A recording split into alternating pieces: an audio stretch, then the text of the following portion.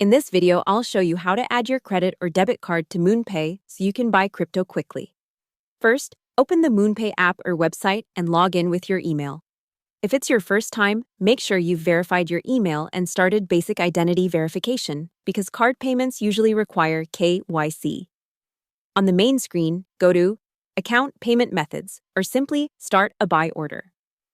When you reach the payment step, tap Add New Card or Add Payment Method.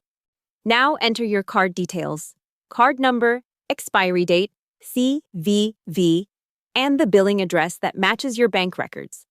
Double-check everything, then tap Continue. In many cases, your bank will open a 3D secure window or send you a one-time password to confirm it's really you. Approve the verification in your banking app or via SMS.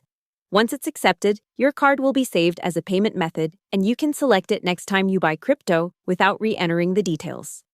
Hope the tutorial was helpful. Subscribe to my channel and see you in the next video.